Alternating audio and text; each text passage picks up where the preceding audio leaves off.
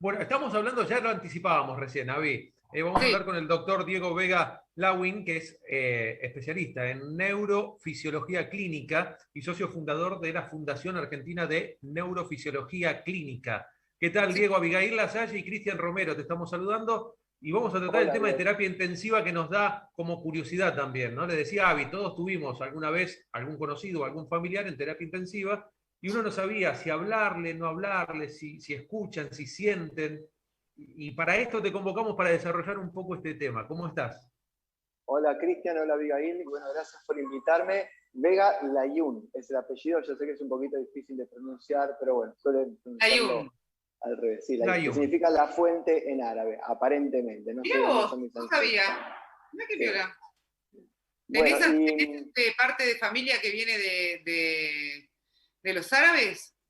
mirá, no, la verdad que mi tatarabuelo entró por Brasil. Es Ah, por encontrarle algún significado, alguna palabra que se le asemeje, porque algunos decían que era francés, ah, pero no sabemos realmente. Pero bueno, es la ah. Jung, es la Jung. Bien, bien, buenísimo. Y respecto a la pregunta que me hizo Cristian de los pacientes en terapia intensiva, que hago una aclaración. Yo soy médico, no soy intensivista, soy médico neurofisiólogo clínico, pero Ujú. cada uno aporta dentro de su especialidad los conocimientos que cada uno tiene, ¿no?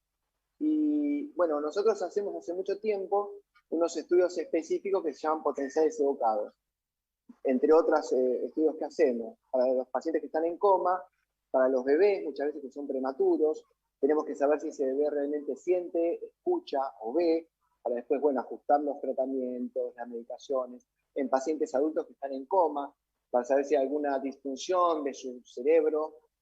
Hacemos estos estudios hace bastante tiempo. ¿Qué sucedió ahora? Que es como que se levantó una especie de muro de Berlín con todos los pacientes que están en terapia intensiva y muchos conocidos y familiares nos preguntaban a nosotros, los que estábamos dentro del ámbito médico, qué pasaba con sus pacientes que estaban dentro, ¿no? Porque antes tenían acceso a comunicarse y Claro. demás, y ahora es como que ya de repente se cortó todo. Y ahí surgió una cuestión que hace tiempo ya conocemos, que aquellos pacientes que están en estado de inconsciencia, porque el coma es un estado de inconsciencia, se benefician mucho de tener contacto con sus seres queridos.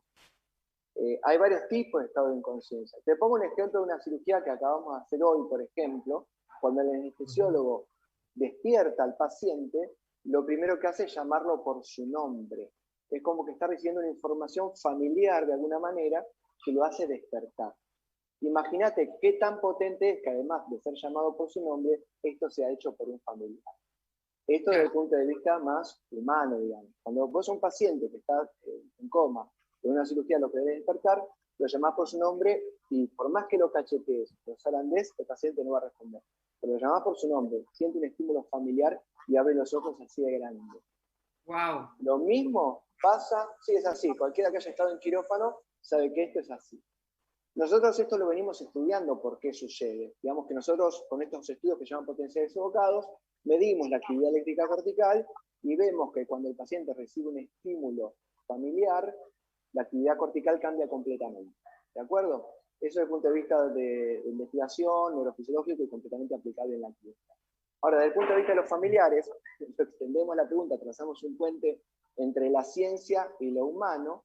Ujú. Nosotros sabemos perfectamente y hace mucho tiempo que los pacientes que reciben visitas y mantienen conexión con los seres queridos se benefician. No solamente lo medimos en su actividad cerebral, que tenemos forma de demostrar que eso le influye, sino también en todos sus parámetros vitales.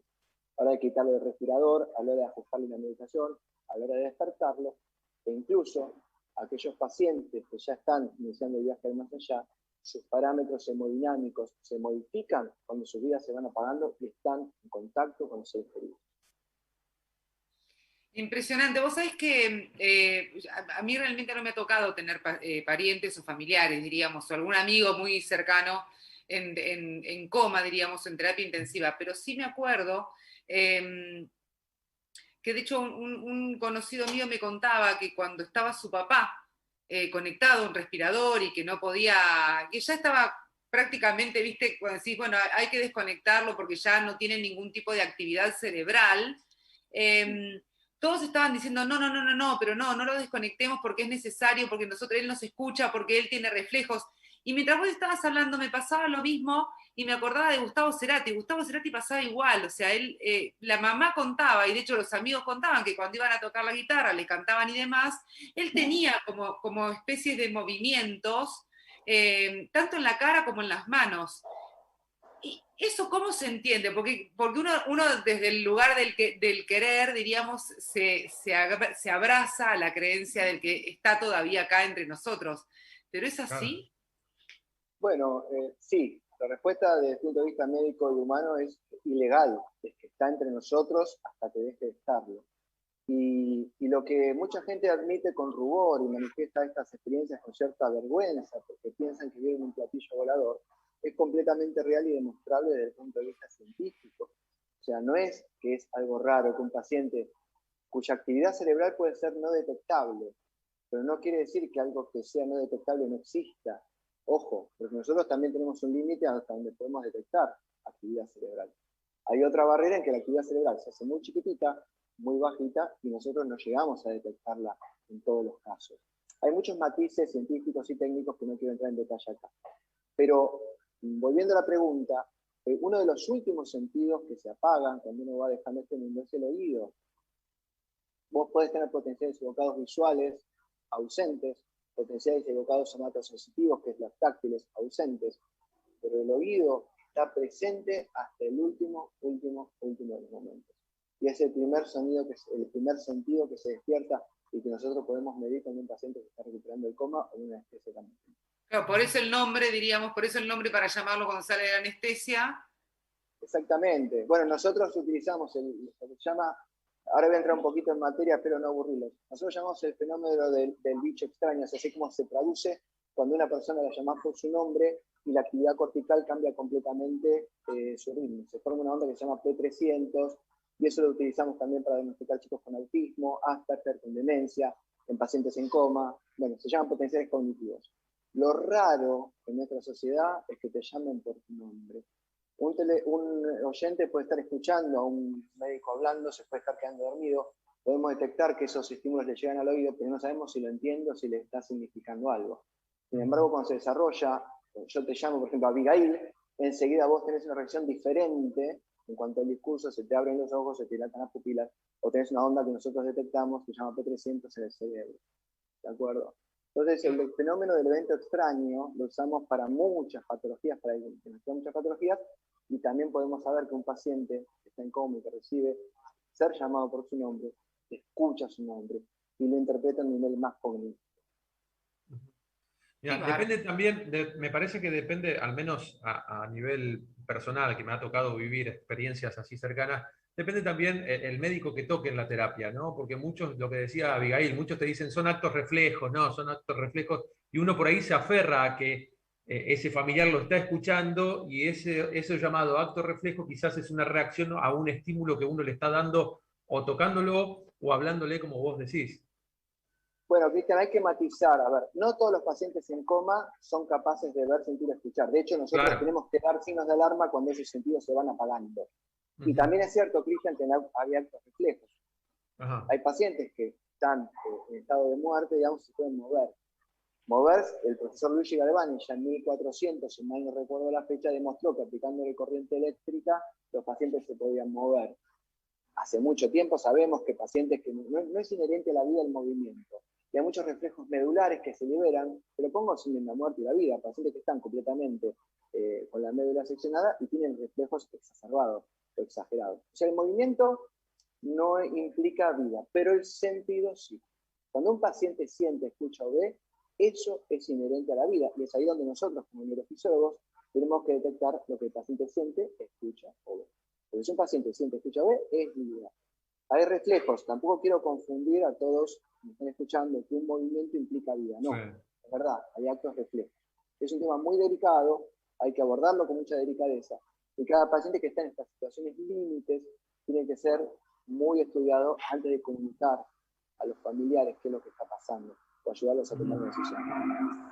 Ahora, te voy a hacer una pregunta, si me permitís, Avi. Por supuesto. Saliendo de terapia intensiva, ¿sí? Sí. A mí me ha pasado en alguna oportunidad, por ejemplo, estar durmiendo y entrar en un estado de inconsciencia en donde yo escuchaba lo que pasaba a mi alrededor, pero yo no podía moverme. Era como que yo me veía, quizás, no sé si tiene que ver esto o tiene una explicación, ¿no? Pero lo he buscado y por ahí le han dado otras vueltas como viaje astral y no sé qué otra cosa, pero bueno, me sale esta pregunta. Yo estaba en estado de inconsciencia, veía lo que pasaba a mi alrededor, escuchaba lo que hablaban, pero yo no podía moverme. Y en otra oportunidad hasta quería tocar a la persona que tenía al lado mío diciéndole despertame y no podía.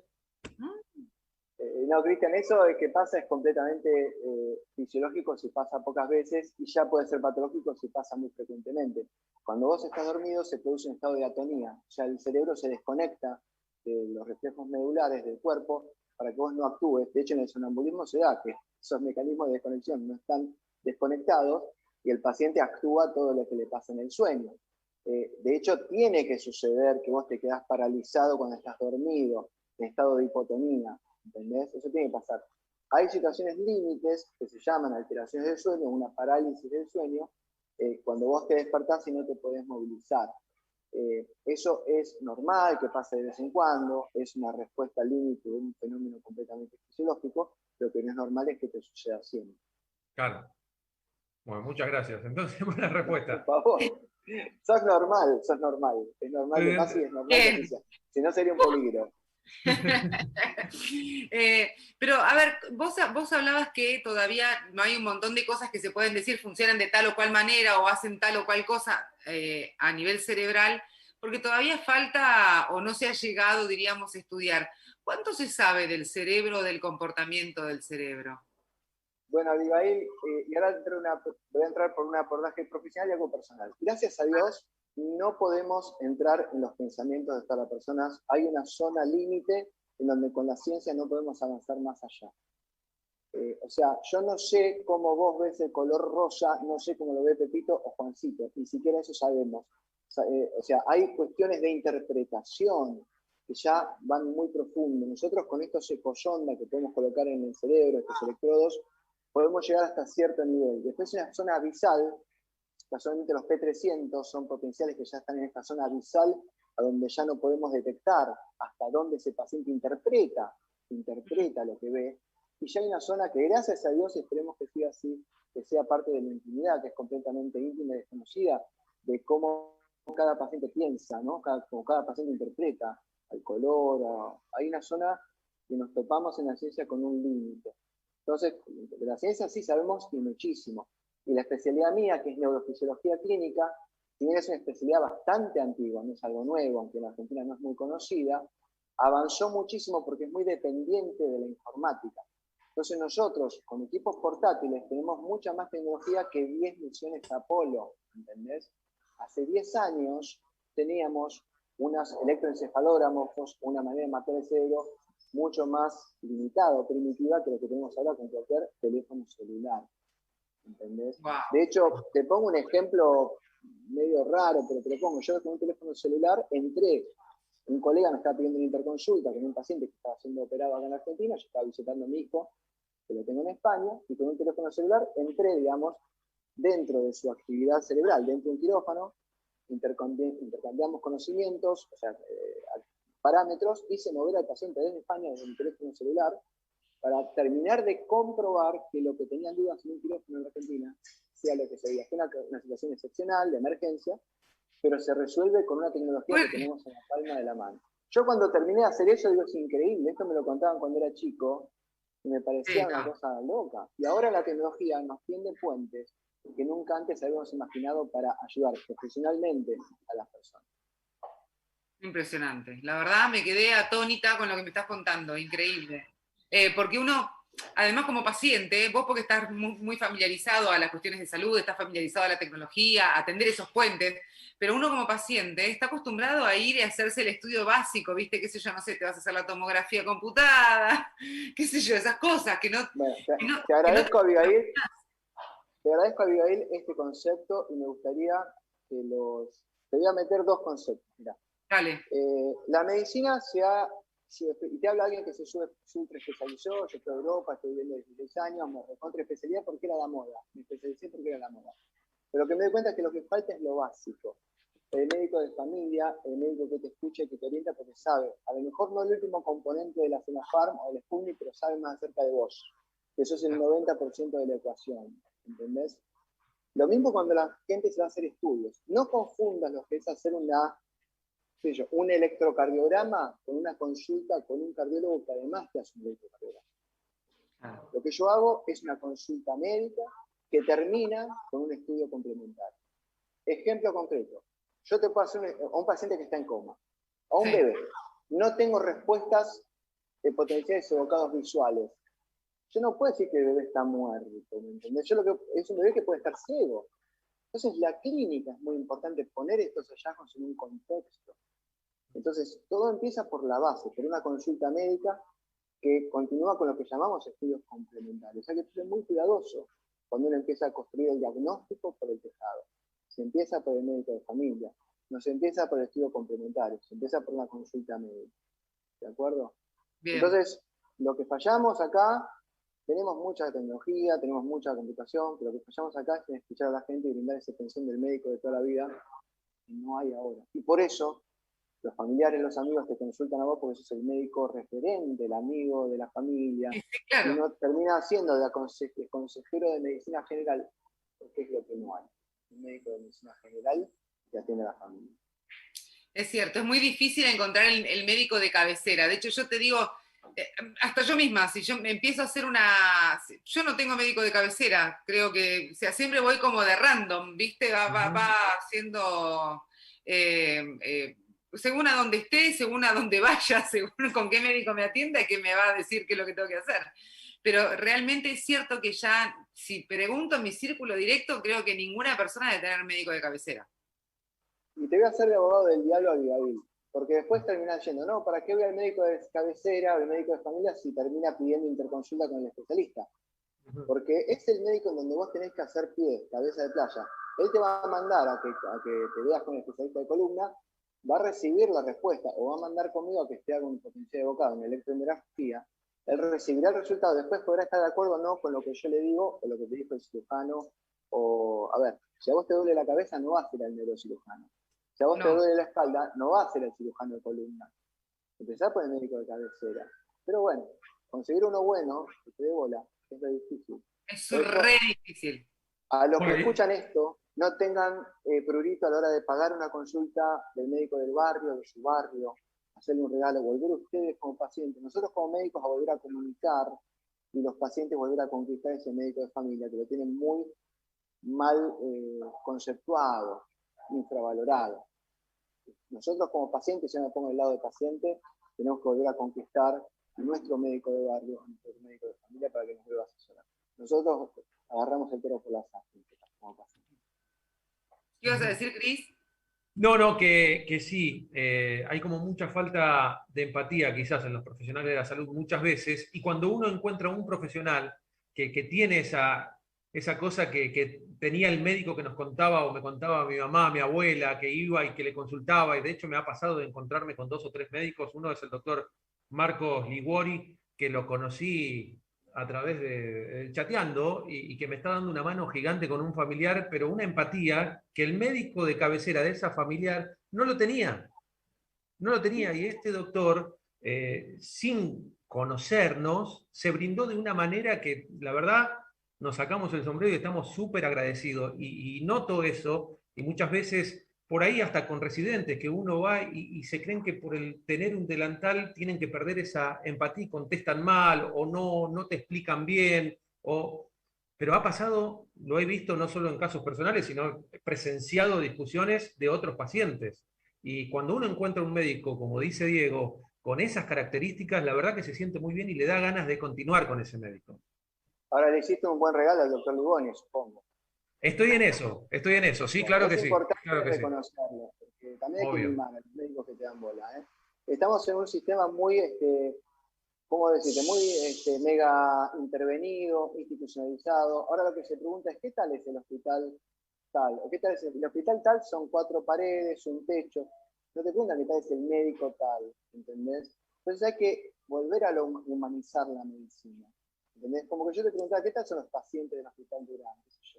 No, ¿qué tal es Cristian Romero? O sea, ¿qué le pasa a este chico?